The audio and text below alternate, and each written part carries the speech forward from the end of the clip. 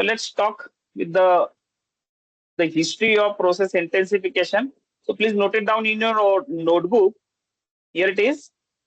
I hope my slide is visible to all and it's clearly seen the history of process intensification. Please note it down. In 15th century, a famous book by Georgius Agricola explained a process on retrieving gold from gold ores. Okay. Initial thought coming from the Georgius Agricola, he's a scientist in 15th century, and he has written a book and that he has mentioned about the use of process improvement or intensification to retrieving the gold from the gold ores, to extracting gold from the gold ores. Okay. He uses some sort of the intensified or improved technique over there in that particular book. And that word comes from the 15th century. The term process intensification appeared in an early stage, originated from intensive, and that word in the 15th century, mostly East European publication on metallurgical, or generally in the 15th century they use this process improvement or intensive word in that particular book, and that book defined as a metallurgical book or material oriented book. Because the gold is there, gold from the gold ores, obviously it's part of the metallurgical. So that's why the East European publication, and that book is published by the East European, and the book suggested name is metallurgical or material science or material engineering.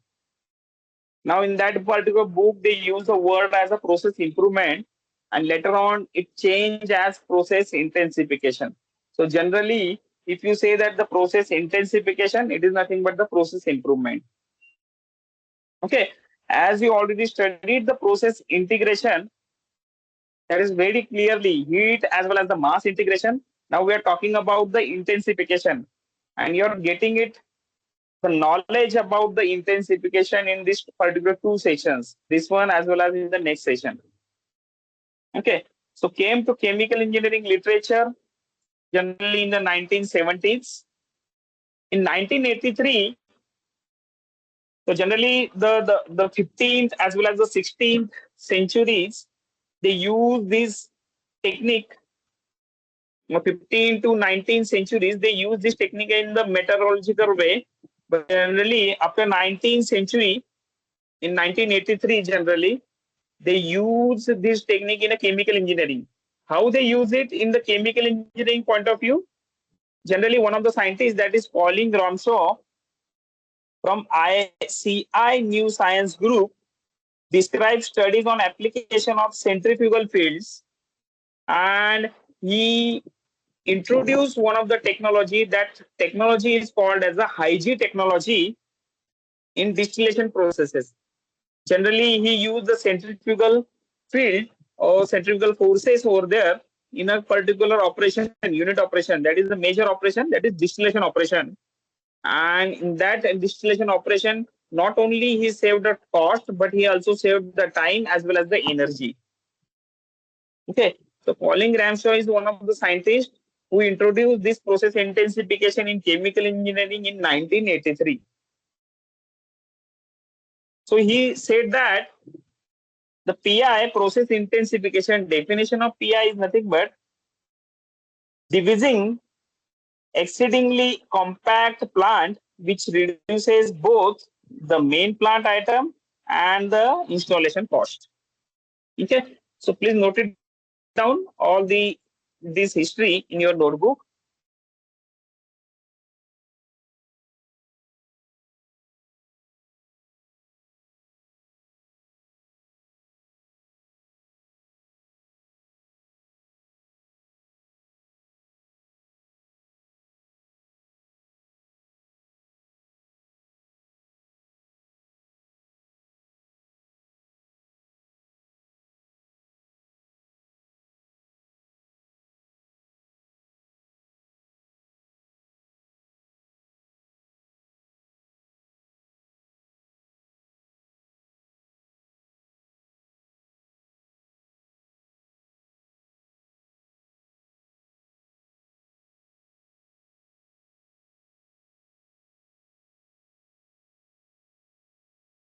Have you all noted? Shall I move to the next slide?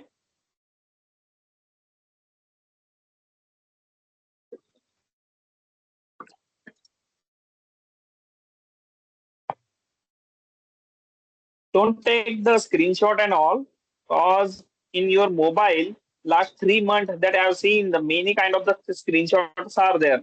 Okay, the each points are really important. If you're taking the screenshot, doesn't matter.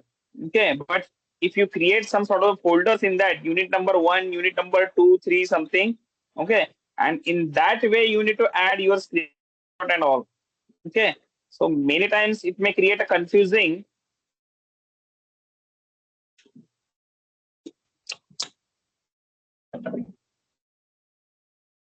Is that clear?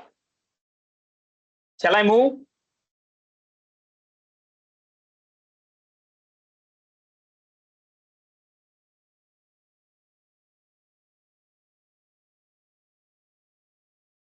Okay.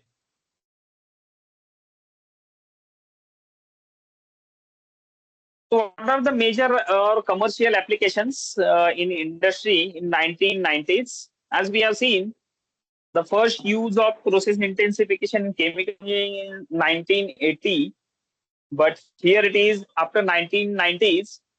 Okay, many wares or many situations, a lot of companies are there. They have used this particular technology in their particular production plants.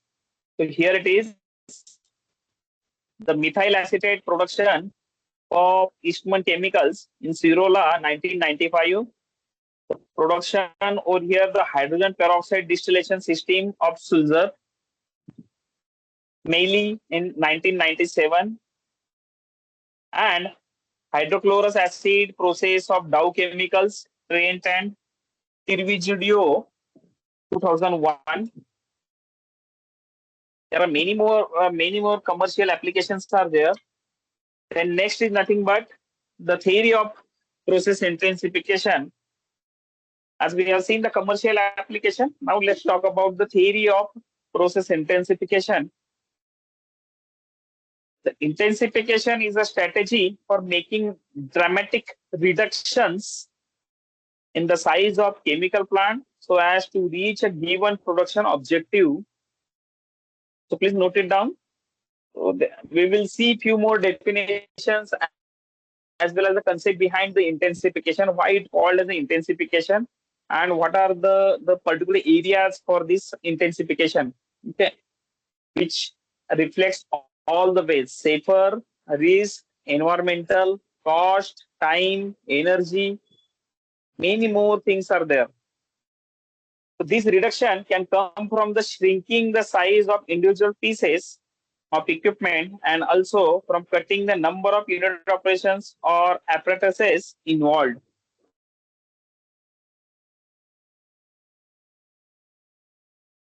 So basically, the intensification is not the thing to reduce the size of a particular plant, to reduce the size of a particular equipment, but it focus on many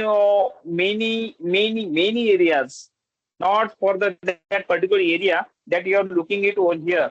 It's saying about the sizes. Now we will see many more things about the intensification, but the size is one of the fact over here. You can reduce the size with the help of the intensification tools. You can take the experiment, that is the reactive distillation, where there are two things are there. In the company, they have used it the reactor as well as the distillation column, correct? Okay. So what happened if you combine both of these things, reactor as well as the distillation column? What it called? It called as a reactive distillation. Generally, if you see the traditional technology, okay, if you use it the traditional technology, they use it over there. They use it over there, generally reactor as well as the distillation column. Okay, so there are two units that you may require as well as the energy providing for the two units is huge. Reactor को भी आपको energy provide करनी पड़ेगी और distillation column को भी. Now let's talk about the reactive distillation. Generally, what happens? There is a one single unit is there, and only the energy required for those particular areas, particular column. Is that clear? So that's why the space requirement for this reactor as well as the distillation column is huge as compared to the single unit. Clear? So that's why these two important points they are saying about the making dramatic reduction in the size of chemical plants so as to reach the given production objective. That is one of the motto for the process intensification. Okay, and how you can reduce this? The reduction can come from the shrinking the size of individual pieces of equipment and also from the cutting the number of unit operations or apparatuses involved. So that you have already done in the lab scale. In a reactive distillation experiment that you have done in the Aspen High-6 or Aspen Plus, that is the same thing over here. You're reducing, not only you are reducing the size, but you are also reducing the energies. Is that clear?